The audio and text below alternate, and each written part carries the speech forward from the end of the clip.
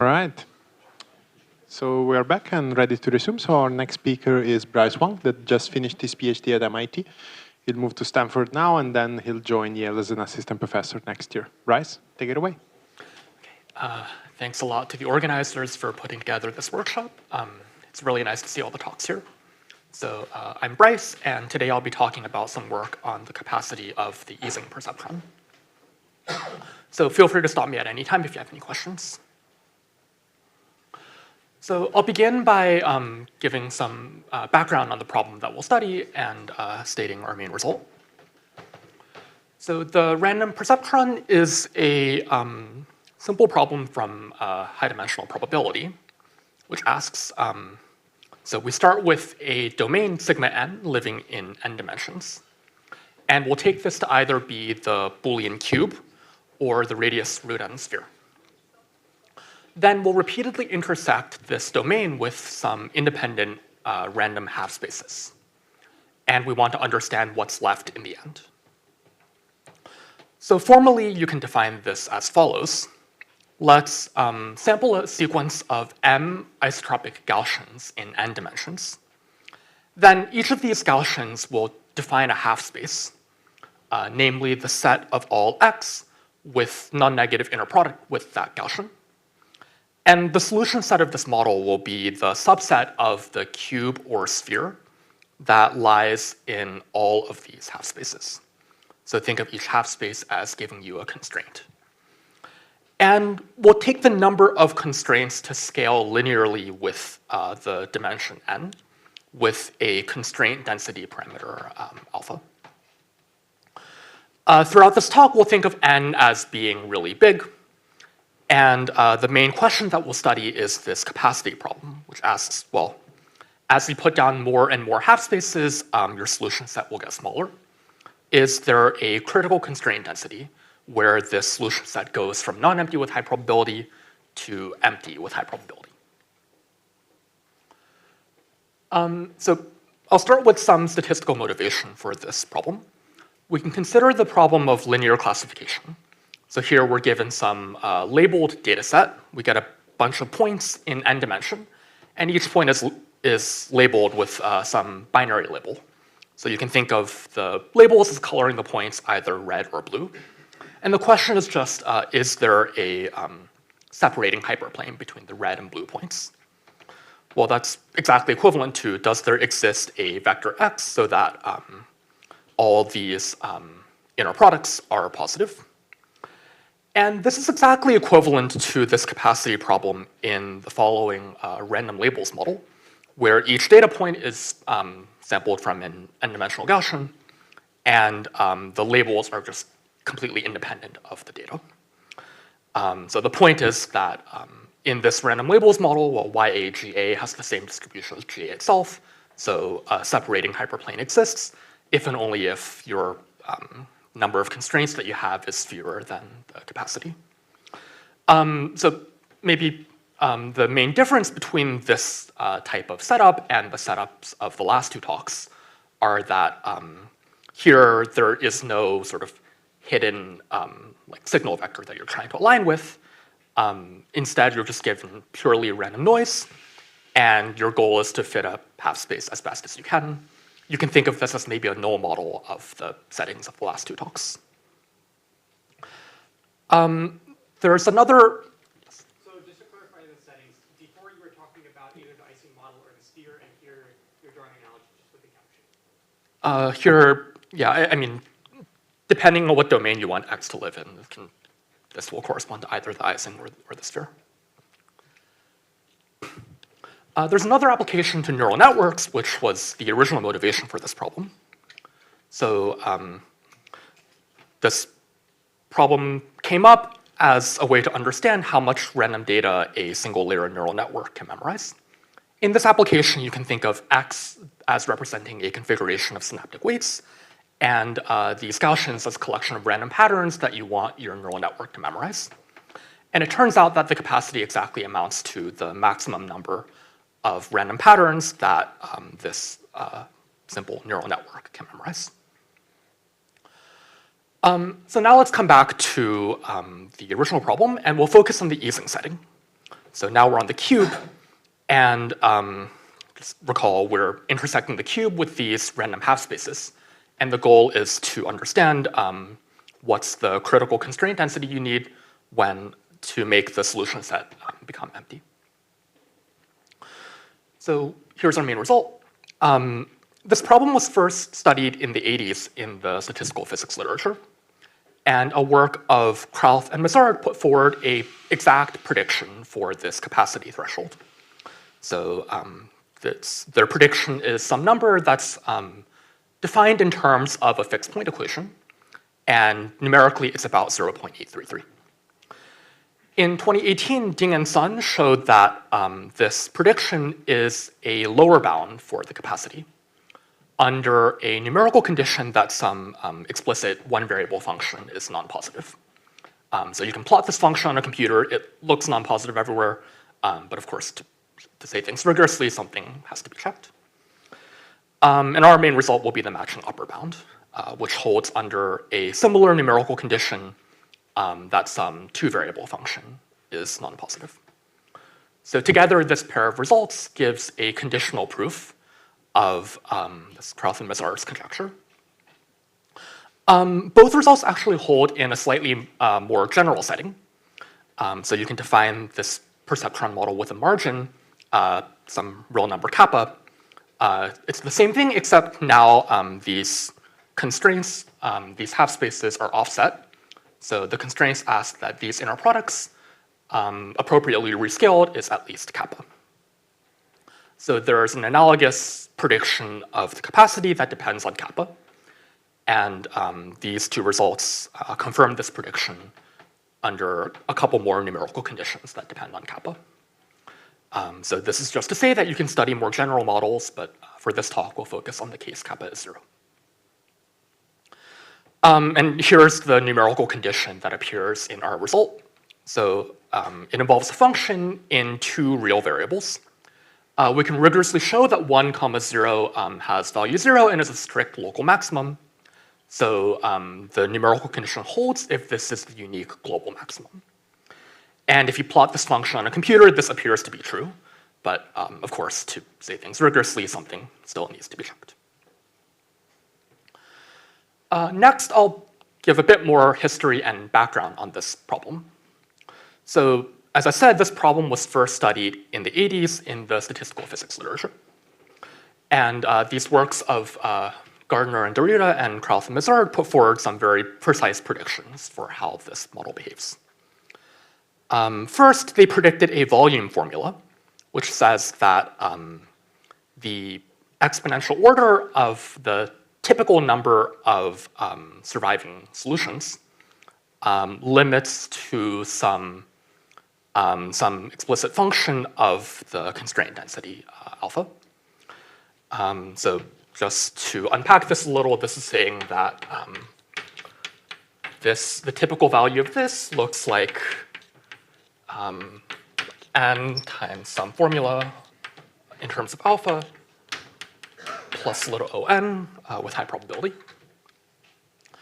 And this volume formula comes in terms of a fixed point equation. Then, so this also allows you to back out a prediction of the capacity as the constraint density where this volume formula crosses 0. So this is how the Krauth-Mazard prediction gets defined. In the setting of the positive spherical perceptron, these predictions have already been proven. So this is the model where you're on the sphere, and your constraints take this form where kappa is a positive number. So the work of Sherbina and Hirose gave a proof of the volume limit, which also implies the capacity. And later on, Stoyanich gave a very simple proof of the capacity threshold. The crucial property used by both of these proofs is that the positive spherical perceptron is essentially a convex problem. So what I mean here is, here we're thinking about the intersection of the sphere with some positive margin half spaces.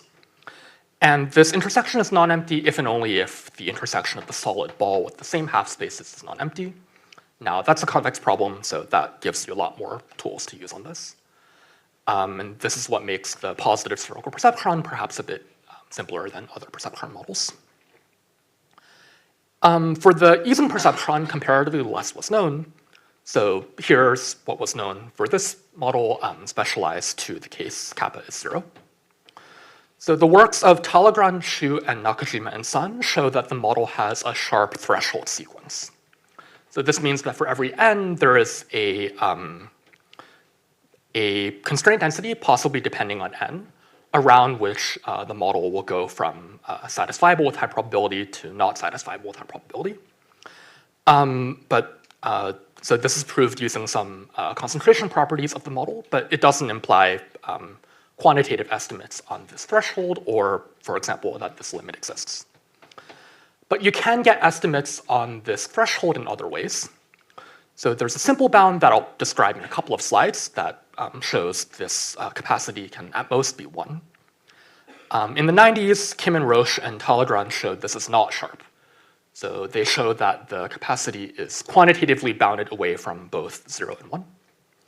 This was the best known until 2018, when Ding and Sun showed that this Krauss-Mazard threshold is a lower bound.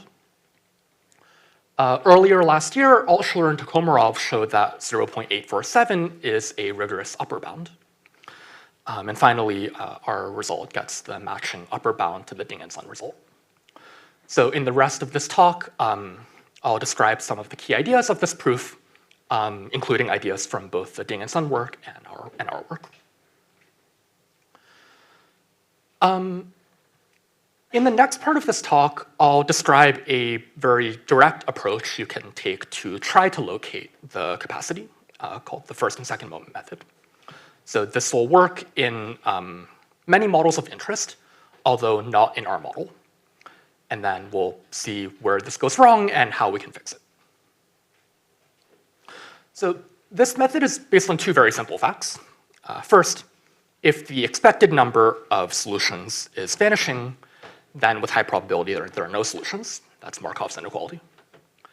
And second, if the second moment of the number of solutions agrees with the first moment squared up to a constant factor, then with positive probability there are solutions. So that's Cauchy-Schwarz.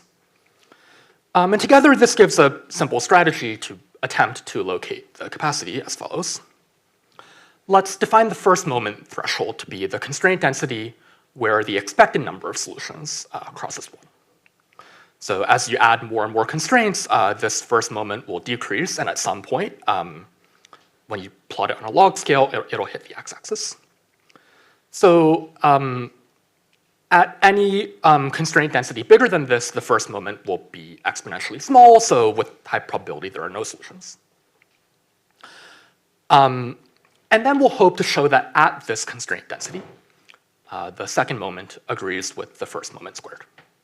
Because if that holds, then at this constraint density there are solutions, and so we've located the capacity threshold. I say hope to here because this equality that we're aiming for is sometimes simply not true. And if we're in a model where this is not true, then we'll have to try to locate the threshold in other ways. This method looks simple, but it's quite powerful, and it locates the capacity of a close cousin of this model called the symmetric Ising perceptron. So the only difference in this model is that the constraints now ask that this inner product lies in some symmetric interval. So instead of asking you to be on one side of some half space, it's asking you to be in some slab between a pair of half spaces. This turns out to make all the difference. And in this model, the first and second moment method will locate the capacity. I just want to demonstrate this calculation to show that when the first and second moment method works, it's not too arduous to implement. So in this model, the solution set is the subset of the cube satisfying these m independent constraints. And you can calculate the first moment simply by linearity of expectation. So there's 2 to the n possible solutions. Each given x is a solution with some probability we can calculate. It's the probability of m independent events. You can work this out. It's completely explicit.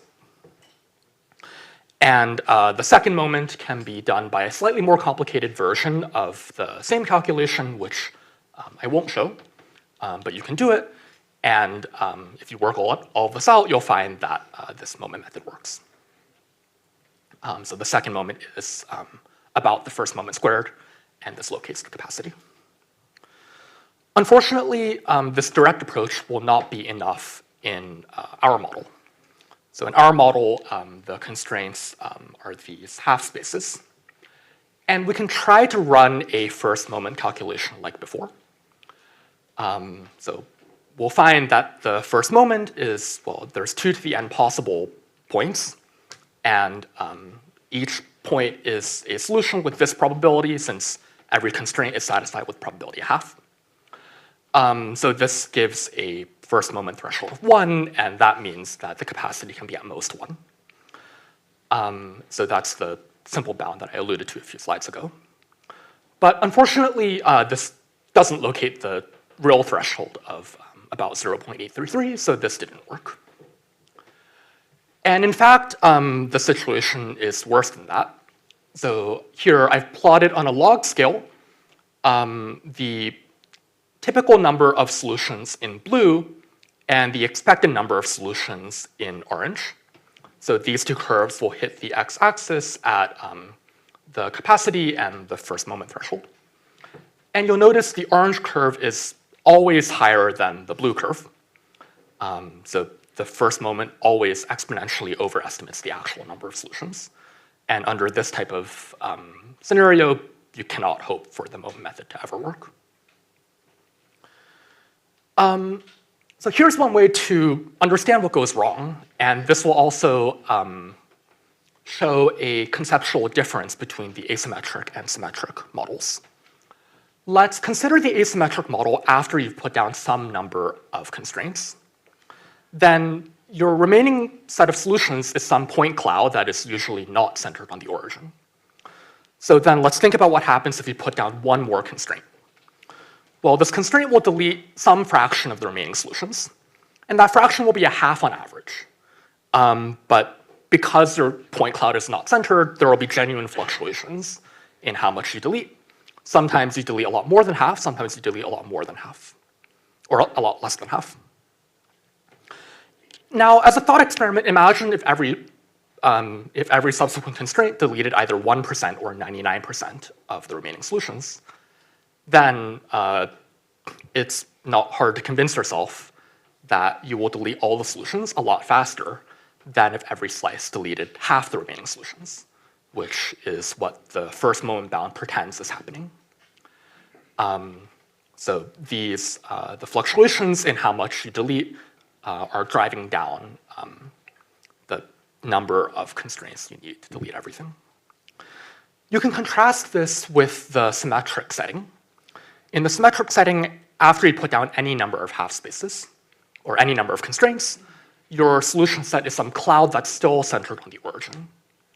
So then the fraction of solutions deleted by subsequent slices will concentrate a lot better, and this gives the first moment estimate more hope to be correct in the symmetric settings.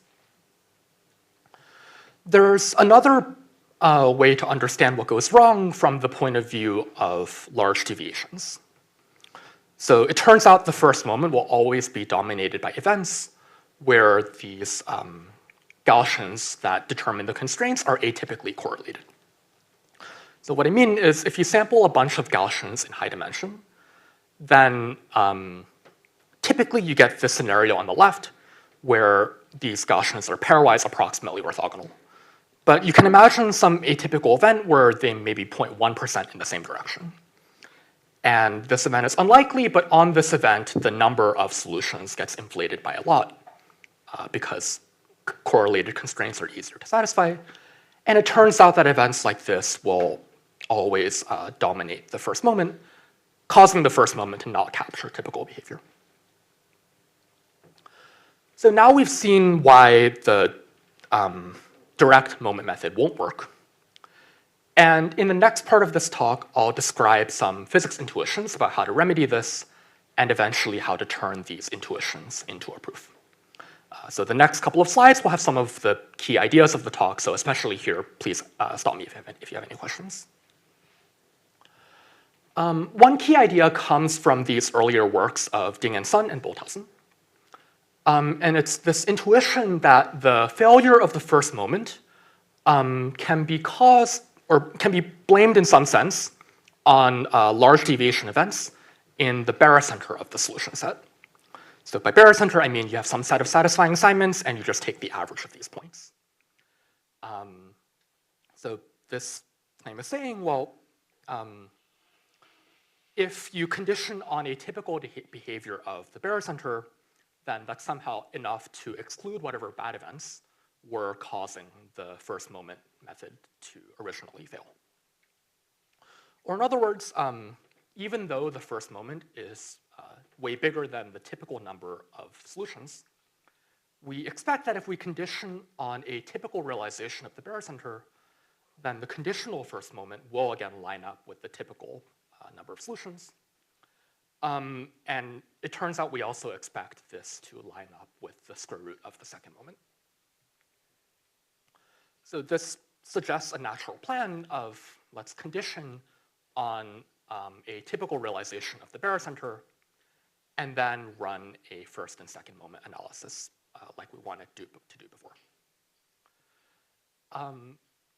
Though if this is your first time seeing this idea, it should seem insane, because the barycenter is quite a complicated object, right? We start with these IID Gaussian vectors. They give you some constraints. Those give you some solution set, and then you have a barycenter of that. So a priori, if you condition on some value of this barycenter, then you get some really weird distribution over the Gaussians, and it's not clear that you should be able to do any kind of computation over this. But the magic of this model is that there's a way to carry out this plan by conditioning on a suitable physics proxy for the barycenter. So this physics proxy is called the tap equation. And it's a nonlinear system that relates heuristically the following three variables. First is a matrix capital G that you get by stacking together these disorder vectors. Second is M, the barycenter of the solution set. And third is a vector of slacks. So it's indexed by the constraints, and each entry is the average slack in that constraint over the solution set.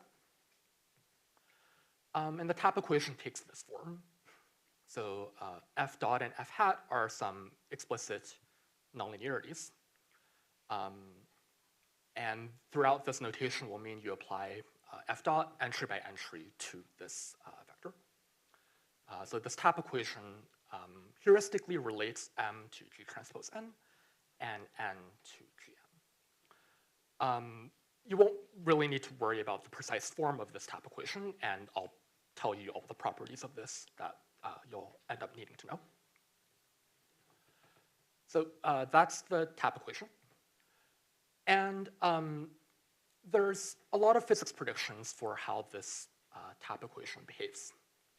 For us, the most relevant prediction is that for a typical realization of this disorder G, there is a unique tap fixed point Mn, and the physical meaning of Mn is what we said before, where M is the barycenter and N is the slacks. So this prediction inspires the following definition of planted model. So this is an alternate way to sample the disorder matrix G, where you sort of do the above steps but backwards. So previously we said G is this IID Gaussian matrix, and after you get G, you try to solve for tap fixed points Mn that satisfy this.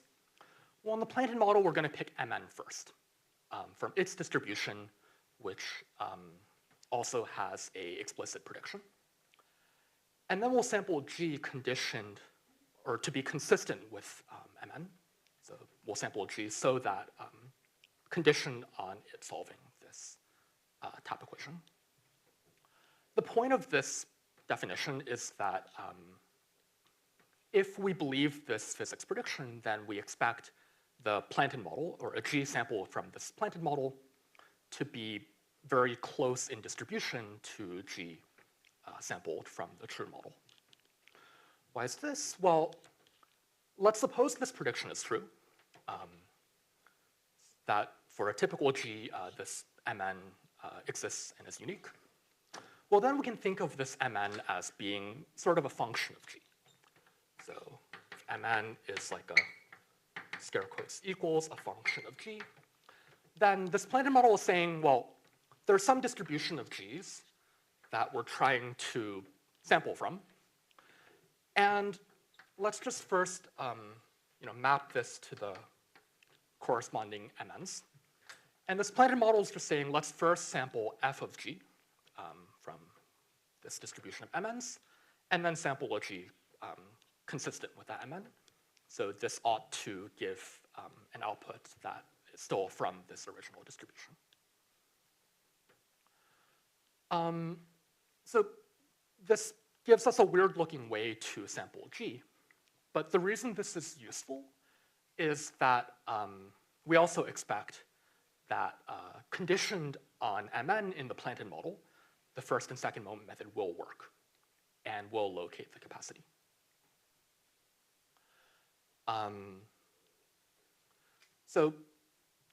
There's a point I need to emphasize, which is that this physics prediction that Mn typically exists in is unique is not proven. So we don't actually know that the planted and true models are similar, and we'll have to justify this later on. But let me first explain what this planted model is buying us, namely that within the planted model, you can use the first and second moment method to locate the capacity.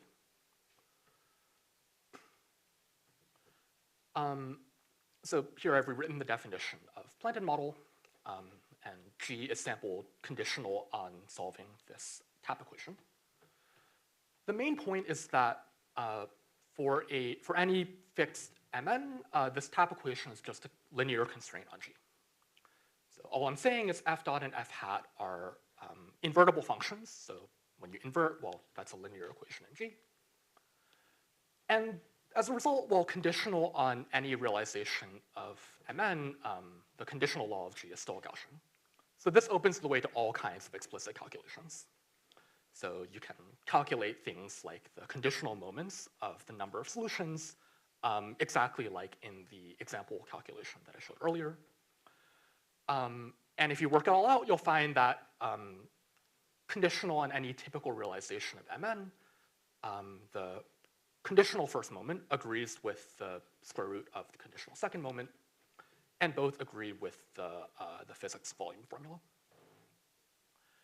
And then since the Kralth-Mazard threshold was defined as the root of this volume formula, this directly implies through first and second moment method that the planted model has this as its capacity. So both our result and the Ding and Sun result had some numerical condition, and this equality is where this numerical condition is entering. So calculating these moments boils down to some like low-dimensional optimization problems, and these numerical conditions enforce that these optimization problems are maximized where they're supposed to be. So, okay, now let's take stock of where we are. We've seen these two models, the true and planted model, and we said that they're conjecturally similar under this tap prediction. And we also saw that in the planted model, the first and second moment method will locate the capacity. So then if we could justify the similarity of these two models, then we also get the capacity of the true model. Unfortunately, rigorously linking these two models is quite hard. And this is the main thing that was not known prior to our work. So in the previous works, the right half of this picture sort of entered in a motivational role. So the right half told you what was kind of supposed to be true, and then you tried to implement that rigorously in the left half of the picture in other ways. So for example, the earlier work of Ding and Sun constructs a very sophisticated truncation of the solution count. And this truncation will sort of bake in the tap heuristic. And then they do a first and second moment analysis to identify the value of this truncated solution count, which then gives a lower bound to the actual solution count and therefore a lower bound to the capacity. But unfortunately, to get the upper bound, we can't do any kind of truncation, so we really have to face this issue. And our work will rigorously link these two models and thereby make this bottom arrow rigorous. So in the time that I have left, I'll explain how we rigorously link these two models. So here's one way to see the connection between the true and planted models. I've drawn this cartoon grid where every row represents a possible realization of the disorder G, and every column a possible tap fixed point Mn. So of course, these are continuous variables in reality, but let's pretend. Then I put an X in every grid cell where that Mn is a tap fixed point for that G. So in this cartoon, the true model corresponds to picking a random row of this grid. And the planted model corresponds to picking a random column, and then a random X in that column and taking the corresponding row. Then in the language of this cartoon, the tap prediction says that most rows of the grid have a single X. So if that holds and you have the right distribution over the columns, then these two models should be the same. Unfortunately, we don't actually know that this prediction holds. So for all we know, the picture can look like this, where some rows have multiple X's, making them overrepresented in the planted model, and some have none, making them underrepresented. And our main task is to show that this does not occur. So this is what we'll achieve. We'll end up showing that the true and planted models are suitably contiguous. And this will let us transfer results from the planted model back to the true model. So formally, we define some typical set of MNs. So don't worry about what this is. It's just some set that's with high probability in the planted model. So think of it as accounting for the vast majority of columns in the grid. Then we'll show the following two claims that we'll call existence and uniqueness. Existence says that for G sampled from the true model, it has a tap fixed point in this typical set with high probability. So most rows of the grid have a X in this set of good columns. And uniqueness says that the expected number of tap fixed points in this good set is about 1. So on average, the rows of this grid have about 1 X within the good columns. So these two claims are enough to imply that at least within the good columns, the picture looks like what we expect, with most rows having a single X. We don't really know what happens in the other columns, but it doesn't matter because they account for a vanishing fraction of the columns. And it turns out this is enough to show the following type of continuity. So for any event E, if this event holds with vanishing probability in the planted model conditioned on any typical MN, then it also holds with vanishing probability in the true model.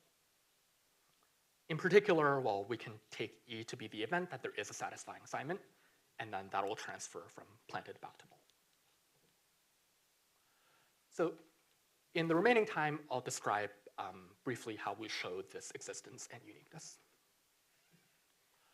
For existence, we want to say that G sampled from the true model has a tap fixed point in the typical set. We'll show this algorithmically by showing that the approximate message passing iteration will find such a point. So approximate message passing is a very well-studied algorithm, and we have a lot of tools to analyze it, including by many people in this room. So the proof of existence will mostly just apply these existing techniques. So first, we reframe the problem slightly. It turns out that tap fixed points are critical points of a potential called the tap-free energy. And so it's enough to say AMP finds such a critical point. And we do this using a two-stage strategy adapted from the works of Salentano and co-authors. So the strategy is to argue that first, if you run AMP for a large number of steps, you arrive at a point where the tap-free energy has a small gradient, and this point is also in a region where the tap-free energy is strongly concave.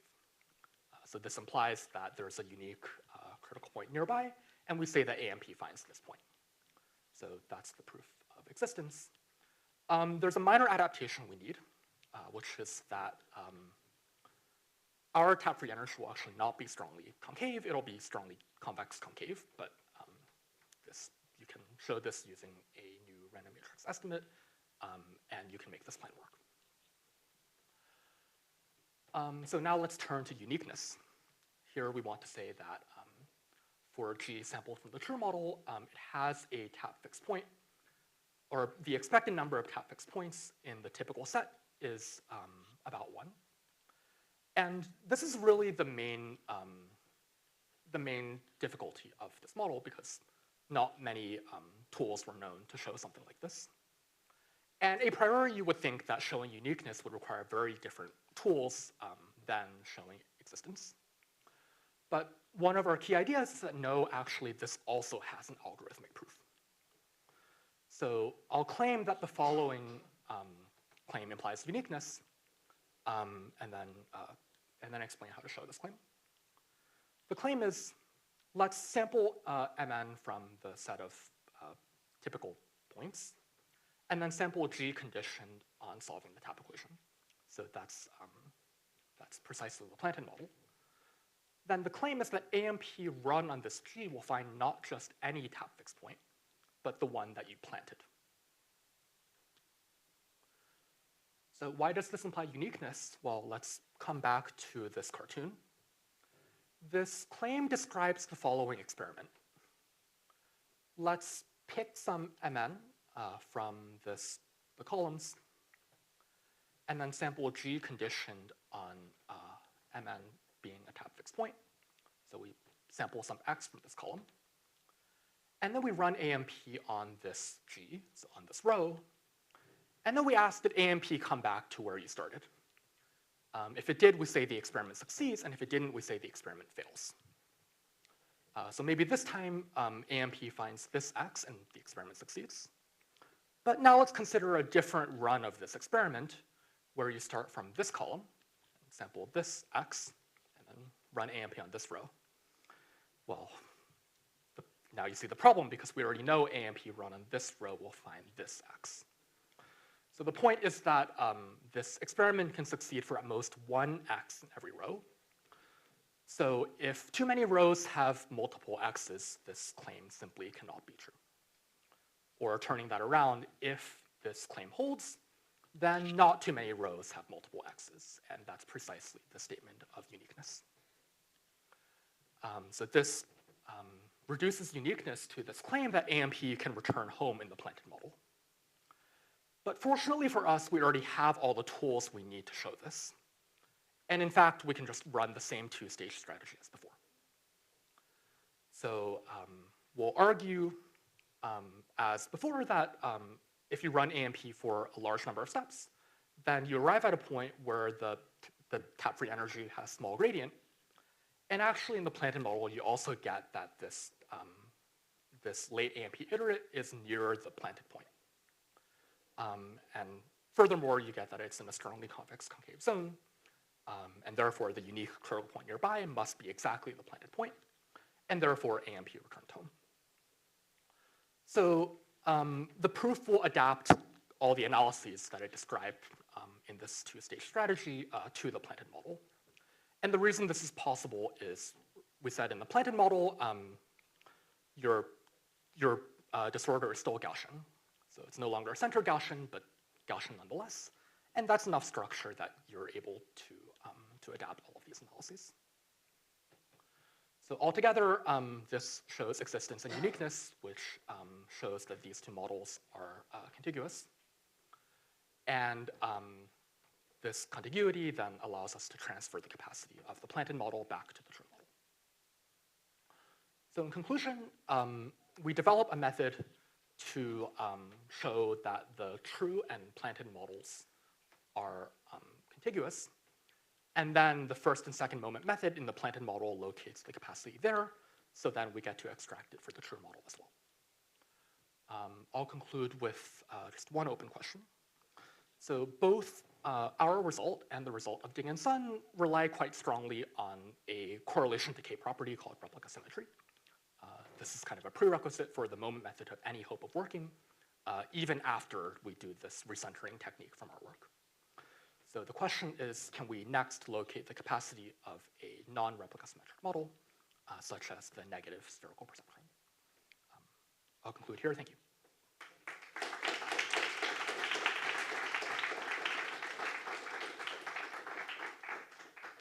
We have time for 1 or 2 questions.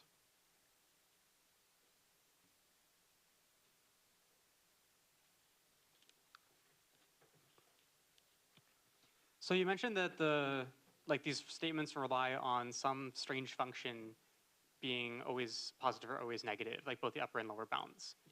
Why can't you just use some sort of like interval arithmetic or something to try and just argue this on a computer? That's what we were hoping to do, but okay, so what I swept under the rug is this function. Like, it involves some like triple integral and like a fraction of integrals, and it's just really annoying to compute. We've tried and haven't succeeded. But it sounds like you have computed it because like you have the plots. Yeah, so this is done like quite non-rigorously. Like we just put it into SciPy and like, you know, we don't track the integration errors at all.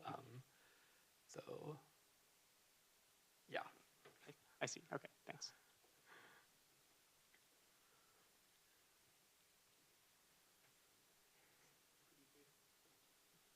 Could you say 2 words about how you could possibly attack the non-replica symmetric case?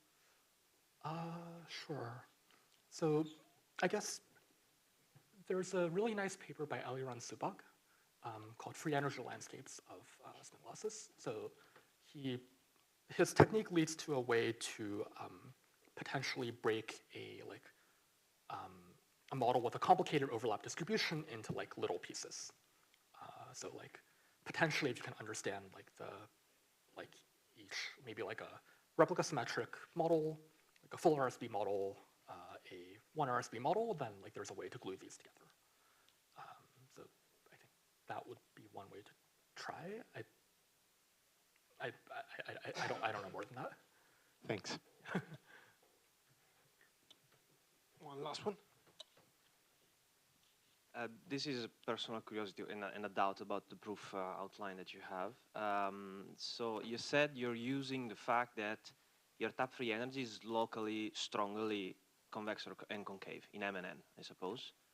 But it seems to me you're also assuming that all the fixed points are somehow close to one another, right? What happens if you have another cluster of fixed points somewhere else? Yes, okay, so this is a good point. Thanks for asking this. So our proof,